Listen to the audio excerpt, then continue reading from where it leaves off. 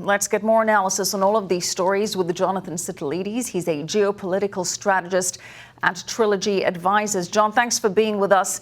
Is it surprising that there is such a strong Iranian presence in Iraq and that the Iraqi government is not tackling this better? Well, there's no surprise at all, Michelle, about the sizable presence. This unfortunately dates back to the 2003 invasion of Iraq and the very determined effort by Tehran to try to consolidate as strong a base, especially among the Shia population in southern Iraq, as possible. And then with the de-Baathification of the country and the effort to try to sow chaos and turmoil, there were vacuums throughout the country that Iran has been able to exploit. What's happening right now, though, I think connects not only the developments in Iraq to the very great dangers that Israel faces, but also to the Iranian-backed militia that are in Syria right now, right outside of Damascus, that have been preparing for very serious drone attacks against Israel in what's likely going to be the future of war in the region for many years to come. John, as Israel continues to take out these Iranian targets in Iraq, how do you see Iran responding? With similar attempts with drone attacks as Israel thwarted this weekend? Well, Michelle, these attacks are nothing new.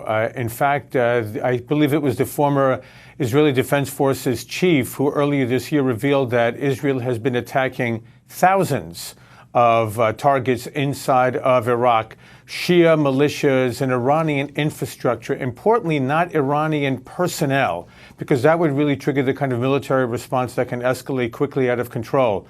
But they've been attacking Iranian and Iranian-backed Shia militia infrastructure, bases, and the like in Iraq for a number of years.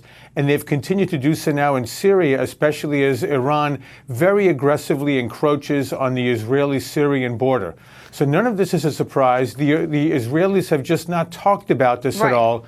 But I think given the events in Iraq and Syria and against Hezbollah in recent days, I think we'll see an intensification of these activities. None of this is a surprise, as you quite rightly say. In fact, Israel's prime minister has made it very clear that he will take out any targets that he sees as being an existential threat to Israel. And now we have Israel's military gearing up for a possible attack from Iran-backed Hezbollah. Hezbollah is, of course, part of the Lebanese government. Do you see some kind of action imminent from Hezbollah?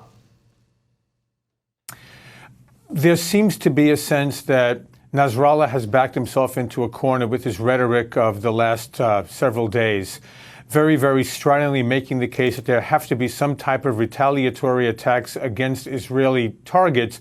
The question is, how do they target those in a way that doesn't deliver an overwhelming Israeli response?